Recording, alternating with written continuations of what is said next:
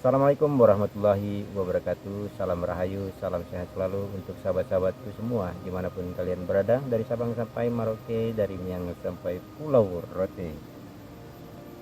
Seperti biasa teman-teman, berjumpa lagi bersama saya di channel TV Abah. Dan seperti biasa juga kita mendengarkan, mengkaji, memahami serta menerapkan apa yang sudah beliau utarakan di dalam setiap uraian ceramah-ceramah beliau.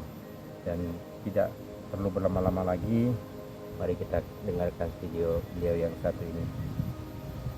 Idza aradta an yanfatiha laka babur raja'i fashhad ma minhu ilaika. Kalau kamu ingin terbuka pintu harapan, maka persaksikanlah apa yang Dia berikan kepadamu. Selalu kau ingat apa yang Allah berikan kepada kamu. Artinya selalu menyadari akan segala kenikmatan-kenikmatan Allah yang kau rasakan, yang kau terima. Wa idza aradta an yanfatiha laka babal khauf. Kalau kamu ingin supaya terbuka pintu rasa takut, maka selalu sadarlah apa yang kau lakukan, dosa-dosamu terhadap Allah. Maka pengen muncul rasa harap, ingin membangun optimisme, ada harapan-harapan, maka selalulah kau sadari, selalulah kau ingat kenikmatan Allah. Kalau engkau ingin munculkan rasa takut, selalu ingat akan dosa-dosamu. Itu kalimat bahasa Indonesia yang disederhanakan jadi lebih enak didengarnya. Itu bahasa Indonesia yang disederhanakan. Jadi teman-teman, kita potong dulu ya. Kalau ingin memunculkan sebuah harapan, rasa takut kepada Tuhan, kalau kita kembangkan lebih jauh, lebih luas, bukan hanya rasa takut, tapi mungkin bisa jadi rasa dekat kepada Tuhan, mungkin rasa sayang terhadap sesama, dan masih banyak yang lain-lain. Tapi apakah itu mungkin terjadi? Mungkin teman-teman, karena ibadah yang paling tinggi menurut beliau sendiri adalah orang-orang yang pandai bersyukur dalam situasi apapun, dalam kondisi apapun. Tapi tidak banyak, 1000 banding 1 orang yang pandai bersyukur dalam kondisi dan situasi apapun. Mari kita lanjutkan. Qultu idza aradta ayyuhal insan an yataqawwa raja'uka fil karimil mannan. Artinya bahwa apabila engkau ingin untuk memperkuat rasa harapmu terhadap Allah yang Maha Pemurah dan Maha Pemberi, fashad ma minhu ilaika minal ihsan, maka selalu sadarilah kebaikan-kebaikan Allah yang telah diberikan kepada kamu. Wal lutfi wal mabarrati wal imtinan, kelembutan, kebaikan dan anugerah.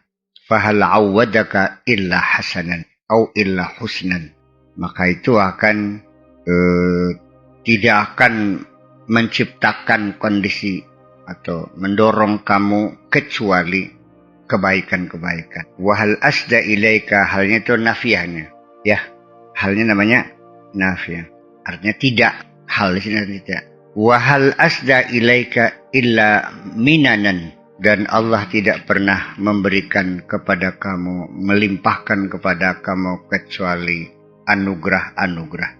Minanan alaika bastu minnatihi, engkau harus bisa mengurai, harus bisa mengevaluasi. Kalau seni apa namanya?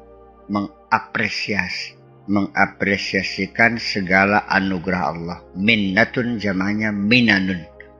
Allahnya sifatnya mannan. Makanya banyak sekali min itu bisa dibaca man manna atau man munna min minnatihi wa manna man manna ilaih. Man baca yang min walaka hayya jannatahu, dan Allah akan mempersiapkan sorga untuk kamu. An'ama 'alaika fi hadhihi dar bighayatil in'am, Allah telah melimpahkan segala kenikmatan di dunia ini bighayatil in'am, dengan pemberian kenikmatan yang sangat banyak. Wa maqana 'alaka bidzalika hatta a'adda laka dar salam, dan tidak akan cukup sampai di situ saja, terkecuali Allah telah siapkan tempat keselamatan, Darussalam, sorgalah mengomongkah. baqiyatun mustamirratun 'ala dawam, yang abadi dan berkesinambungan selamanya. Summa athafaka bin nazri ila wajhil karim, kemudian dia akan memberikan kado kepada kamu, berikan hadiah. Tuhfatun itu kado, athafak tuhfah, oleh-oleh. Tuhfah itu tuhfah khasah min Indramayu, oleh-oleh khas. Summa athafaka bin nazri ila wajhil karim, dan Allah akan memberikan hadiah pada kamu bisa melihat wajahnya. Kita potong dulu teman-teman. Terlintas dalam imajinasi saya pada saat beliau uraikan kata-kata seperti itu, terlintas dalam imajinasi saya, kita seperti diturunkan di muka bumi ini, di lautan samudra lautan dunia ini atau lautan wujud ini. Kita cuman dibekali dengan barang siapa yang pandai bersyukur dalam segala sesuatu, paling tidak mensyukuri dari pandangan.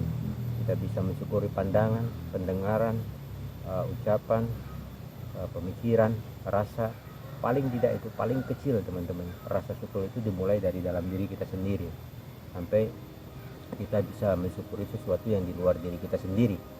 Nah, pada saat itu terlintas imajinasi seperti kalau seandainya kita sudah sampai, kita bisa menjalani dengan rasa syukur, maka kita akan diberikan sebuah hadiah oleh Tuhan. Nah, itu menjadi satu pedoman dalam hidup kita, bahwasanya jalanilah kehidupan ini tidak lain patokannya. Nah, ini yang saya dapatkan adalah patokan yang saya ambil sebuah opini daripada yang beliau katakan, opini saya pribadi, bahwasanya ada patokan dalam hidup kita ini, salah satunya rasa syukur teman-teman. Pegang teguh rasa syukur sampai menjelang akhir hayat kita dengan rasa kasih sayang yang sangat kuat ataupun utuh, tanpa terpecah atau tanpa terbagi sedikit pun. Kita lanjutkan teman-teman.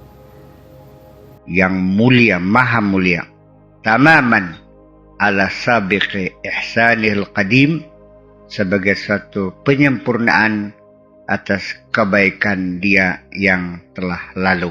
Wa idza aradta an yanfatiha laka babal huzni wal khauf, kalau engkau ingin terbuka pintu sedih dan takut, ingin membuat hatimu supaya merasakan kepiluan hati dan supaya ada rasa takut di dalam hatimu, sambil sira ana wedi-wedine, sambil ana merinding-merindinge, fashhad ma minka ilaihi, sadarilah, ketahuilah dosa-dosa apa saja yang kau lakukan. Minal isa'ah wa taksir fil ibadah, kejelekan-kejelekan kamu, wa taksir fil ibadah, kesembronoan kamu dalam melakukan ibadah, lalawora. Taksir itu lalawora, asal-asalan sembrono. Au min muwafaqati syahwati, atau juga selalu ingin menuruti keinginan hawa nafsu saja, ingin cocok dengan nafsu saja, dengan syahwat saja. Syahwat, ya, syahwah. Wal istrisal ma'al ghaflah, lupa, kelalen, gopla, gopilin. Fa innaka in syahida dzalika dama husnuka wa qawiya khaufuka. Kalau engkau sudah menyadari hal itu, maka kesedihanmu akan berlanjut dan rasa takutmu juga semakin besar, semakin kuat. Kita potong dulu sebentar teman-teman. Kalau ingin ada rasa sedih, rasa kepiluan kepada ketuhanan, maka sadarilah dosa-dosa yang pernah kita lakukan. Pada intinya teman-teman, manusia memang wajib merenungi 1 kali 24 jam apa yang dia telah perbuat hari ini, apa yang telah dia lakukan hari ini, apa yang telah dia ucapkan hari ini, apa yang telah dia pikirkan hari ini, dan apa yang telah dia rasakan hari ini. Kalau dimulai dari dalam diri kita sendiri, memulai sampai di luar diri kita sendiri, maka mudah-mudahan teman-teman kita akan bisa mendapatkan kehati-hatian di dalam setiap perbuatan, pemikiran, perasaan, bahkan dari bersifatan. Dari pemikiran, salah satu contohnya adalah seringkali kita berprasangka buruk terhadap sesama. Dari perasaan juga sama, teman-teman. Bahkan dari perilaku kita bisa lepas kontrol. Andaikan kita bisa menyisihkan waktu satu hari itu minimal 1 jam kita merenung di dalam kamar dengan tafakur, maka mudah-mudahan kita akan mendapatkan satu pencerahan dari Yang Maha Kuasa, sehingga kita mendapatkan tingkat kesadaran yang jauh lebih tinggi, jauh lebih dekat, dan jauh lebih dalam. Kita lanjutkan. Warubbama kana sababan fi su'i dhannika bi rabbika. Dan terkadang bisa terjadi menjadi sebab dalam buruk sangkamu kepada Tuhanmu, sehingga bisa menjadi sebab memunculkan buruk sangka terhadap Tuhanmu. Buruk sangka terhadap Tuhanmu. Inna ba'da dhanni ismun. Bayangkan, kamu saja ketika ada teman yang buruk sangka kepada kamu sebetulnya berniat baik sekedar bersahabat. Tapi teman kamu itu berburuk sangka. Kaya masih kan kalau legenda rabine kita buat apa? Sakit hati nggak kamu? Kamu berbuat baik, tetapi ternyata disangka buruk. Sehingga penuh kecurigaan. Sehingga tidak pernah diberi kesempatan bertemu dengan istrinya. Iya. Dan malah sering-sering istrinya ditampari sendiri. Sakit hati nggak kamu? Nah kalau Allah digituin sih sakit nggak? Ketika Allah akan memberikan rizki kepada kamu, kamunya nangis. Apa bukan buruk sangka? Rabi Nesira dipateni garpan dipe Rabi sing luwi ayu. Beli terima malah hendak sedih kedorong tembok. Banyak sekali ya kejadian sehari-hari kita selalu berburuk sangka kepada Allah. Ban kempes kah? Saking emane Gusti Allah sira beli paham. Ngersula. Nandur pari 40 hektar gabuk kabeh pabrik nges. Ya buktinya begitu saya katakan bilang Bu Haji, alhamdulillah sampai nandur 40 hektar gabuk kabeh ya alhamdulillah ya mencilak pisan. Masa gabuk ya alhamdulillah. Ya barangnya mah beli paham barangnya. Dia lagi disayang Allah tapi dianya malah marah. Ya karena dianya nggak paham kan. Kebaikan apa yang paling ngaji kebaikan? Kalau saya ceritakan ketika itu, dia akan paham. Tapi ya saya juga tidak boleh menceritakan. Laki neki dua demenan maning. Janji negar kawin terus panen. Supaya aja sidak kawin digabugakan kabeh parine. Man, beli Gusti Allah kok. Mesti nangis. Ya itu namanya suuzon itu seperti itu.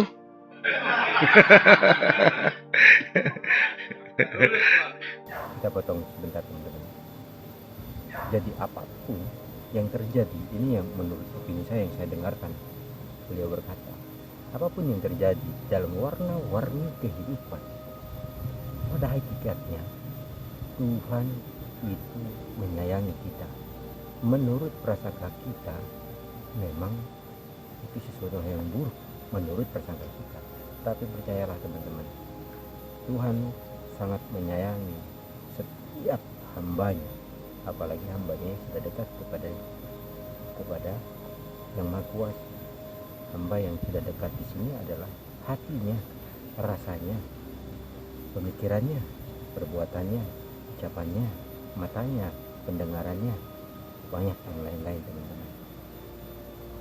Di sini saya menangkap kita harus bisa memahami apa makna di balik setiap warna-warni yang dihadapkan oleh kita, baik kesenangan ataupun kesulitan, maksud dan kehendak Tuhan untuk diri kita.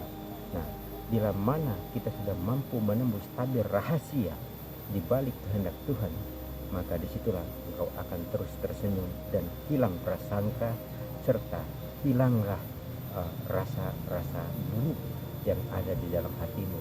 Yang ada hanyalah cahaya yang terang benderang, di mana kita selalu dekat kepada Yang Maha Kuasa pada saat kita dihadapkan oleh warna-warni kehidupan, apapun itu warna-warninya, sesulit apapun, sepedih apapun, sesenang apapun. Kita lanjutkan. Jadi selama ini kamu ini masih menyangka Allah jahat. Bisa nggak yakin bahwa Allah selalu baik? Yakin nggak Allah selalu baik? Kalau engkau sudah yakin Allah selalu baik, tidak mungkin kau akan menitikkan air mata. Tidak mungkin kau marah-marah. Dan tidak mungkin kau kecewa. Selalu di penghujungnya, ya minimal dengan bahasa santrinya, ya barangkali ada hikmahnya. Itu juga sudah cukup berkenan kok bagi Allah. Kalau kamu mau yakin segitu aja. Nah iya, jadi sesungguhnya ya kejahatan-kejahatan kita ini kan kita tidak tahu itu kejahatan. Apa dikiranya menyangka Allah jahat itu bukan kejahatan besar? Ya selama ini kan tidak merasa berdosa kamu kan? Sementara ini ya pengertian dosa dalam pikiranmu adalah ngelacur, membunuh, mabok, itu kan. Ya, tidak sholat, tidak puasa, ya kan gitu. Persoalannya bukan apa? Karena dalam keagamaan, pemahaman agama yang dalam pikiran kita di Indonesia ini terfokuskan Islam itu pada sholat. Kenapa? Imaduddin.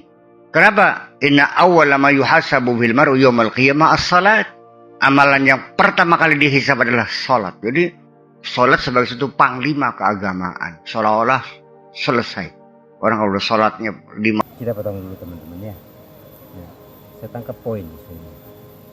Di Indonesia itu seolah-olah sholat itu sudah menjadi panglima. Di sini ada dua versi teman-teman.